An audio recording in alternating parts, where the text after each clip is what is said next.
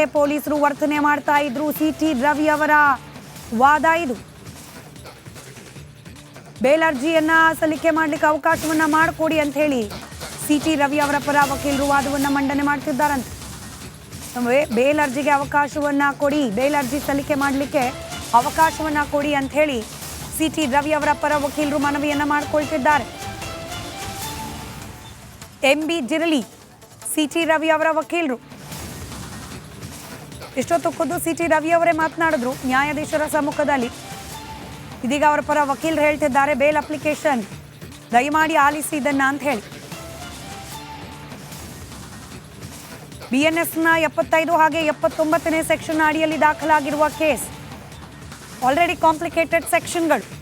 ಇದರ ಜೊತೆಗೆ ಸಿಟಿ ರವಿ ಅವರು ಒಬ್ಬ ಜನಪ್ರತಿನಿಧಿ. ಹೀಗಾಗಿ ಬೆಳಗಾವಿಯ ಕೋರ್ಟ್ನಲ್ಲಿ ಈ ಪ್ರಕರಣವನ್ನು ಇತ್ಯರ್ಥ ಮಾಡ್ಲಿಕ್ಕೆ ಸಾಧ್ಯನಾ? ಬೇಲ್ ಅಪ್ಲಿಕೇಶನ್ ಅಲ್ಲೇನೆ ಇತ್ಯರ್ಥ ಮಾಡ್ಲಿಕ್ಕೆ ಸಾಧ್ಯನಾ? ಕಾನೂನಾತ್ಮಕ ಪ್ರಶ್ನೆಗಳು ಕೂಡ ಇದ್ದೇ ಇದೆ.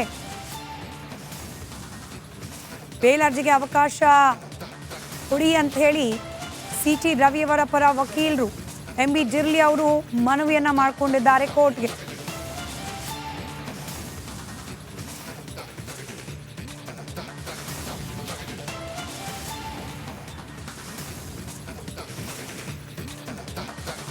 ಜನಪ್ರತಿನಿಧಿಗಳ ನ್ಯಾಯಾಲಯಕ್ಕೇನೆ ಈ ಪ್ರಕರಣವನ್ನ ವರ್ಗಾವಣೆ ಮಾಡಲಿಕ್ಕೆ ಸಿದ್ಧತೆಯನ್ನ ಮಾಡಿಕೊಳ್ಳಲಾಗ್ತಾ ಇದೆ ಅನ್ನೋದು ನಮಗೆ ಲಭ್ಯವಾಗ್ತಾ ಇರುವ ಅಪ್ಡೇಟ್. ಜನಪ್ರತಿನಿಧಿಗಳ ನ್ಯಾಯಾಲಯ ಅಂತಂದ್ರೆ ಮತ್ತೆ ಬೆಂಗಳೂರಿಗೆ ಕರೆತರಬೇಕಾಗತ್ತೆ ಸಿಟಿ ರವಿ ಅವರನ್ನ. ಪೊಲೀಸರೇನೆ ಕರ್ಕೊಂಡು ಬರಬೇಕಾಗತ್ತೆ. ಆಸ್ ಹಿ ಇಸ್ ಅರೆಸ್ಟೆಡ್, ಬಂಧನದಲ್ಲಿ ಇರುವ ಕಾರಣಕ್ಕೋಸ್ಕರ ಬೆಳಗಾವಿಯ ಪೊಲೀಸರೇನೆ ಬೆಂಗಳೂರಿಗೆ ಕರ್ಕೊಂಡು ಬರಬೇಕಾಗತ್ತೆ ಸಿಟಿ ರವಿ ಅವರನ್ನ.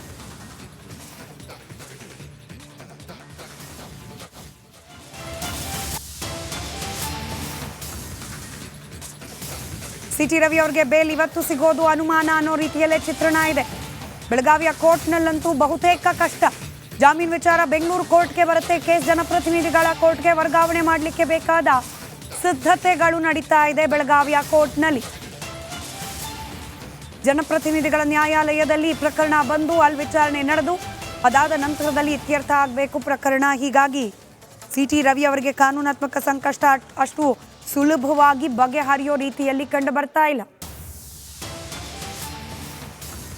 ಪ್ರಕರಣದ ವಿಚಾರಣೆ ಇನ್ನು ಪ್ರಾರಂಭವೇ ಆಗಿಲ್ಲ. ಆಗ್ತಾ ಇರೋದು ಸದ್ಯಕ್ಕೆ ಬೇಲ್ ವಿಚಾರಕ್ಕೆ ಸಂಬಂಧಪಟ್ಟ ಚರ್ಚೆ. ಮತ್ತೊಂದು ಕಡೆ ರಾಜ್ಯದ ಬೇರೆ ಬೇರೆ ಭಾಗದಲ್ಲಿ ಪ್ರತಿಭಟನೆಗಳು ಕೂಡ ನಡೀತಾ ಇದೆ. ಕಾಂಗ್ರೆಸ್ ವಿರುದ್ಧ ಬಿಜೆಪಿಯಿಂದ ಉಗ್ರ ಸ್ವರೂಪದ ಹೋರಾಟವನ್ನು ಮಾಡಲಾಗ್ತಾ ಇದೆ. ಮೈಸೂರಿನ ಮೆಟ್ರೋಪೋಲ್ ವೃತ್ತದಲ್ಲಿ ಪ್ರತಿಭಟನೆಯನ್ನ ಮಾಡ್ತಿದ್ದಾರಂತೆ. ಮಾನವ ಸರಪಳಿಯನ್ನ ನಿರ್ಮಿಸಿ ಬಿಜೆಪಿಯ ನಾಯಕರು ಕಾರ್ಯಕರ್ತರು ಆಕ್ರೋಶವನ್ನ ವ್ಯಕ್ತಪಡಿಸ್ತಾ ಇದ್ದಾರೆ. ದೃಶ್ಯದಲ್ಲಿ ಗಮನಿಸ್ತಾ ಇದ್ದೀರಿ, ಇದು ಮೈಸೂರಿನ ಮೆಟ್ರೋಪೋಲ್ ವೃತ್ತದ ಬಳಿಯ ದೃಶ್ಯಗಳು. ಬಿಜೆಪಿಯ ಕಾರ್ಯಕರ್ತರು ಸಿಟಿ ರವಿ ಅವರ ಪರವಾಗಿ ನಿಂತು ಪ್ರತಿಭಟನೆಯನ್ನ ಮಾಡ್ತಾ ಇದ್ದಾರೆ. ದ್ವೇಷಪೂರಿತವಾಗಿ ಸಿಟಿ ರವಿ ಅವರ ವಿರುದ್ಧವಾಗಿ ಇಲ್ಲಸಲ್ಲದ ಪ್ರಕರಣವನ್ನು ದಾಖಲು ಮಾಡಲಾಗಿದೆ.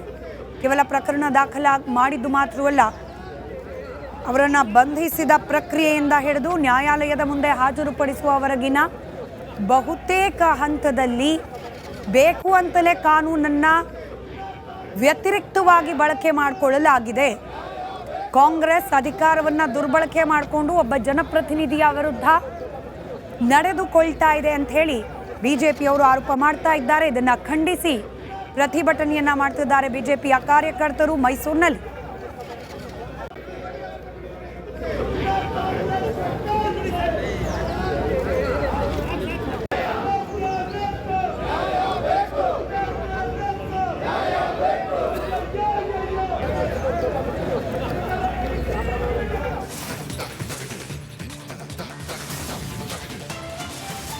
ಸಿಟಿ ರವಿ ಅವರ ಬಂಧನವನ್ನ ಖಂಡಿಸಿ ಪ್ರತಿಭಟನೆಯನ್ನ ಮಾಡಲಾಗ್ತಾ ಇದೆ ಮೈಸೂರಿನಲ್ಲಿ. ಮತ್ತೊಂದು ಕಡೆ ಸಿಟಿ ರವಿ ಅವರಿಗೆ ಬೆಳಗಾವಿಯ ಕೋರ್ಟ್ನಲ್ಲಿ ಬೇಲ್ ಸಿಗೋದು ಬಹುತೇಕ ಡೌಟ್ ಅಂತ ಹೇಳಲಾಗ್ತಾ ಇದೆ. ಜನಪ್ರತಿನಿಧಿಗಳ ನ್ಯಾಯಾಲಯಕ್ಕೆ ವರ್ಗಾವಣೆಗೆ ಸಿದ್ಧತೆಯನ್ನ ಮಾಡಿಕೊಳ್ಳಲಾಗ್ತಾ ಇದೆ. ಮತ್ತಷ್ಟು ಡೀಟೇಲ್ಸ್ನೊಂದಿಗೆ ನನ್ನ ಕಲೀಗ್ ಸುನಿಲ್ ಧರ್ಮಸ್ಥಳ ನೇರ ಸಂಪರ್ಕದಲ್ಲಿದ್ದಾರೆ. ಸುನಿಲ್, ಒಬ್ಬ ಜನಪ್ರತಿನಿಧಿ ಮೇಲೆ ದಾಖಲಾಗಿರುವ ಕೇಸ್ ಅರೆಸ್ಟ್ ಮಾಡಿರೋದು ಬೆಳಗಾವಿಯ ಲೋಕಲ್ ಪೊಲೀಸ್. ಪ್ರಕರಣದ ವಿಚಾರಣೆ ಬೆಳಗಾವಿಯ ಕೋರ್ಟ್ನಲ್ಲಿ ಆಗುವ ಸಾಧ್ಯತೆಗಳು ಎಷ್ಟು ಮಟ್ಟಿಗೆ ಕಂಡು ಬರ್ತಾ ಇದೆ? ಸ್ಮಿತಾ, ಸದ್ಯಕ್ಕೆ ಈ ಒಂದು ಪ್ರಕರಣಕ್ಕೆ ಸಂಬಂಧಪಟ್ಟಂತೆ ಹೇಳೋದಿದ್ರೆ ಯಾವುದೇ ಒಬ್ಬ ಜನಪ್ರತಿನಿಧಿ ಮೇಲೆ ಯಾವುದಾದರೂ ಒಂದು ಪ್ರಕರಣ ದಾಖಲಾಯಿತು ಅಂದರೆ ಆ ಒಂದು ಪ್ರಕರಣದ ವಿಚಾರಣೆ ಪರ್ಟಿಕ್ಯುಲರ್ ಆಗಿ ಜನಪ್ರತಿನಿಧಿಗಳ ವಿಶೇಷ ನ್ಯಾಯಾಲಯದಲ್ಲೇ ನಡಿಬೇಕು ಅನ್ನುವಂಥ ಒಂದು ನಿಯಮ ಇದೆ. ಮತ್ತು ಈ ಒಂದು ಜನಪ್ರತಿನಿಧಿಗಳ ವಿಶೇಷ ನ್ಯಾಯಾಲಯ ರಾಜ್ಯದಲ್ಲಿರುವಂಥದ್ದು ಬೆಂಗಳೂರಿನಲ್ಲಿ ಮಾತ್ರ. ಹಾಗಾಗಿ ಕೇಸ್ ಬೆಂಗಳೂರಿನ ಜನಪ್ರತಿನಿಧಿಗಳ ವಿಶೇಷ ನ್ಯಾಯಾಲಯದಲ್ಲೇ ನಡಿಬೇಕು ಅನ್ನುವಂಥದ್ದು ಒಂದು ಕಡೆ ಇರುವಂತಹ ಕಾನೂನು. ಇದೇ ಕಾರಣಕ್ಕೋಸ್ಕರ ಇವತ್ತು ಸಿ ಟಿ ರವಿ ಅವರನ್ನ ಕೋರ್ಟಿಗೆ ಹಾಜರುಪಡಿಸಿದ್ರು ಕೂಡ ನ್ಯಾಯಾಧೀಶರು ಅವರನ್ನು ಜನಪ್ರತಿನಿಧಿಗಳ ವಿಶೇಷ ನ್ಯಾಯಾಲಯಕ್ಕೆ ಹಾಜರುಪಡಿಸಬೇಕು.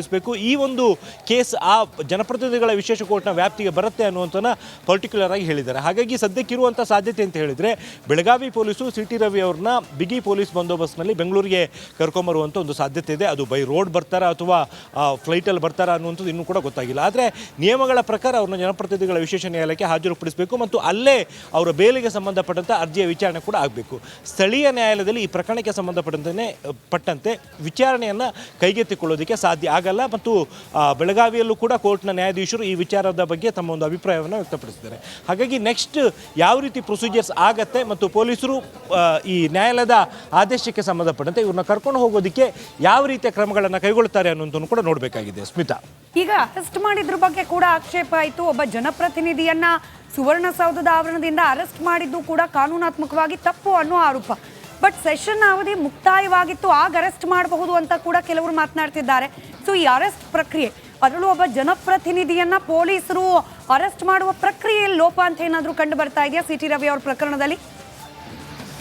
ಸ್ಮಿತಾ, ಇಲ್ಲಿ ಅದಕ್ಕಿಂತ ಮೊದಲು ಈ BNS ಕಾಯ್ದೆಯಡಿ ಈ ಪ್ರಕರಣಕ್ಕೆ ಸಂಬಂಧಪಟ್ಟಂತೆ FIR ಏನು ದಾಖಲು ಮಾಡಿದರೆ ಅದರಲ್ಲಿ ಸೆಕ್ಷನ್ಗಳನ್ನು ಹಾಕಿರುವಂಥದ್ರಲ್ಲಿ ಲೋಪ ಆಗಿದೆ ಅನ್ನುವಂಥದ್ದನ್ನು ಕಾನೂನು ತಜ್ಞರು ಹೇಳ್ತಾರೆ. ಅಂದರೆ ಈಗೇನು ಸಿ ಟಿ ರವಿ ಅವ್ರ ಮೇಲೆ ಸೆಕ್ಷನ್ಗಳನ್ನು ಹಾಕಿದರೆ ಅದನ್ನು ಹಾಕೋದಕ್ಕೆ ಅವಕಾಶ ಇಲ್ಲ ಅನ್ನುವಂಥದ್ದು ಒಂದು ಕಡೆ ಒಪಿನಿಯನ್. ಮತ್ತೊಂದು ಕಡೆಯಲ್ಲಿ ಇವರನ್ನು ಅರೆಸ್ಟ್ ಮಾಡಿರುವಂಥದ್ದು ಸೆಷನ್ ನಡೀತಾ ಇರುವಂಥ ಟೈಮ್ನಲ್ಲಿ ಸೆಷನ್ ಒಳಗಡೆ ಅಲ್ಲ, ಅದರ ಬದಲಾಗಿ ಅವ್ರನ್ನ ಹೊರಗಡೆ ಅರೆಸ್ಟ್ ಮಾಡಿದ್ದಾರೆ.